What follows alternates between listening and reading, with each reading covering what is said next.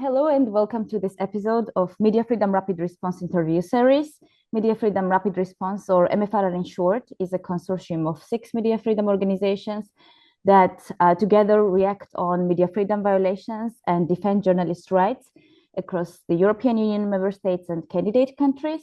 My name is Teona Sechniashvili. I am Europe Advocacy Officer at the International Press Institute, which is a global media freedom organization based in Vienna, and is also part of the MFRR consortium. Today, we are touching upon one of the most alarming and serious threats that is facing media freedom internationally. This is online violence against women journalists.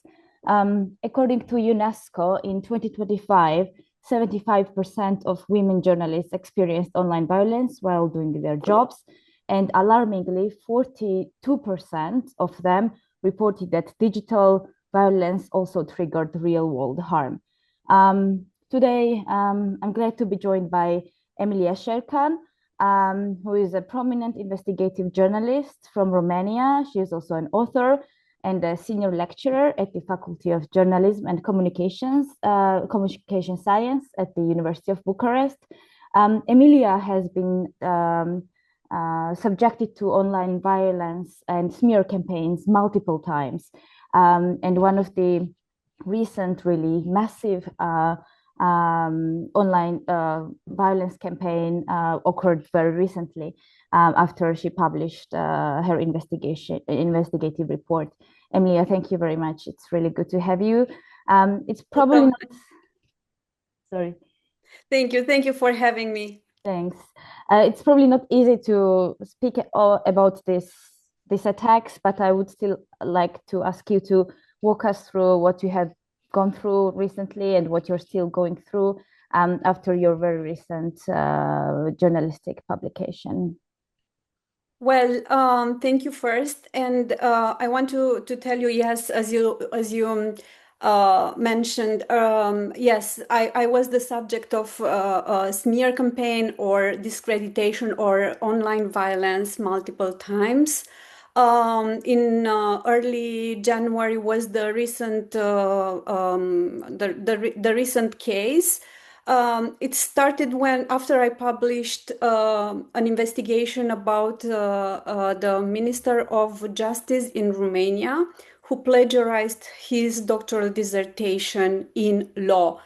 I presented in my article a lot of evidence that he plagiarized his doctoral dissertation for a part of political side in Romania. I mean, the Social Democratic Party from this minister is a member of a Social Democratic Party. I was targeted by some prominent members of this Social Democratic Party, and after this, a lot of other attacks started on Facebook, and I really think that considering the violence and also how big was how my accounts were flooded with messages and with attacks and with discreditation, messages. I really think that probably someone used bots or trolls just in order to amplify this smear campaign against me. So it's probably these attacks took probably more than 1 week, and I could say that it was amplified day by day. So also it was supported by a part of mainstream media, and I'm referring here to some TV news stations that are owned by people that had I don't know, were investigated for criminal um, um, so the prosecutors investigated them for some corruption crimes, and so these two TV stations are owned now by people that were investigated in the past, and one of them was also convicted and was convicted for I think 4 years in prison, and he served in prison this decision of the prosecutors, Romanian prosecutors. Yes, so it was. I would say that it was like a nightmare for about 1 week. And I was in the past also the subject of some attacks, similar attacks, but I think just because they used bots and trolls, they amplified a lot, and the sensation was that it was a bigger campaign against me than in the past. Yes, when we were discussing this recent attacks, you said that it feels like every time you publish an investigative article, you are attacked online, you are subjected to this violence online. And IPI published a statement, just to mention already here, expressing our full solidarity with you. And we also urged and called for a swift investigation into all threats that were made against your safety. But do you have a sense of impunity now? In the past, do you think that all the attacks that you have been faced was the investigation to them sufficient? What would you say about this sense of impunity? Yeah, well, it's so last time, yes, it's my sensation is that with every investigation that is about a politician in Romania, basically transform me in a target for I don't know, for this kind of smear campaign. And yes, what is happening probably is the fact that the Romanian authorities, the police and the prosecutors didn't investigate other attacks that were against me in the past. So in 2022, I was the victim of compromise case. Some personal pictures were stolen from my computer, and they were uploaded in many websites. And after this, I made a screenshot from a message that I received from Facebook, and I went to the police with this screenshot, and I gave the police this screenshot as an evidence. And this evidence was leaked 5 hours after I went to the police, and was published in a website outside of Romania, in Republic of Moldova. And of course, I made multiple complaints against this. I made a complaint for violation of privacy, because private pictures were made public. I made a complaint for leaking information from a criminal file, which is not normal. As a citizen, I went to the police to ask protection, to ask help, and to ask them to find who stole the pictures. And that evidence about the private pictures, that screenshot was leaked 5 hours after. So this is not normal. And what happened was that these cases were closed by the prosecutors. And I don't know if you can imagine that the prosecutor said that publishing personal pictures, some personal pictures, is not a crime, is not violation of privacy. And but of course, I went against this decision in the court, and some judges, one from the Supreme Court and the other one from the Bucharest Court of Appeal decided to reopen the cases. So now the cases were merged and they are under investigation to the Romanian general prosecutor. But considering that we don't have now a person that is, I don't know, a person or other or some, I don't know, some people that are basically put under accusation in this case. So if we don't have something like this, other people can imagine that they can target me and they can I don't know, transform me in a target and basically to discourage me to publish again and to do my job. And yes, this is about impunity, and this is about the fact that the police officers and the prosecutors didn't made a proper investigation in these cases, since these cases that were opened in 2022. And I want to mention that when this came up in 2022 was after I published an investigation about the plagiarized dissertation of the Prime Minister of Romania at that time. So basically, if I'm writing about a person that has a position, an important position in the Romanian politics, basically this for sure will transform me in a target, and this is not normal. This is not normal because we have rules. If some politician can consider that I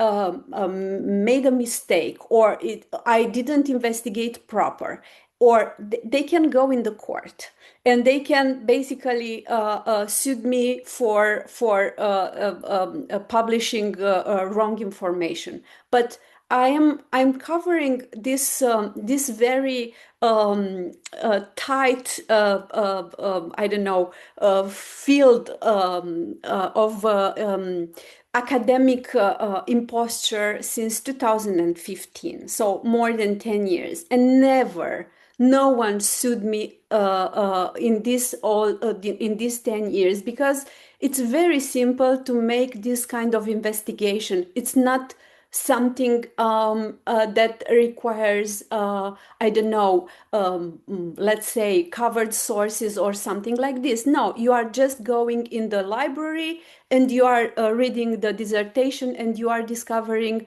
the source of the plagiarism. So there are very simple investigations.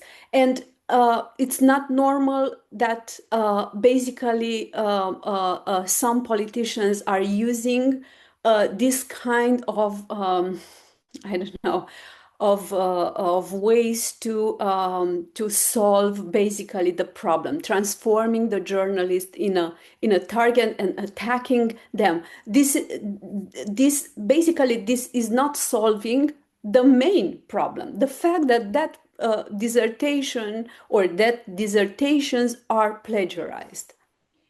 Thank you very much, Emilia. Of course, this is not normal, and this represents a threat to media freedom in Romania and safety of women journalists in particular in Romania. What I wanted to ask is if the politicians, these authorities, themselves also incited violence in their rhetoric against you, or is it that they primarily, or like, I cannot say they used these troll bots or something, but it looks really like a very coordinated, campaign against you, or is it like this online violence was used as a tool, or did they themselves also speak clearly and incite violence against you? Yeah, it was both. This time it was both. Basically, some politicians, through their public discourse, through their public speech, basically they incited to violence against me, because they also used, I don't know, a lady that is vice president of the Social Democratic Party basically transformed a picture with me with AI and put it in her account. And of course, a lot of other people are basically were basically encouraged to came on my public accounts on social media and to wrote me threats and death threats and I don't know other messages that can't be reproduced basically in language because we are not allowed to to use this kind of words in public. Uh, you can imagine how it was and how it felt, how I felt in all that days.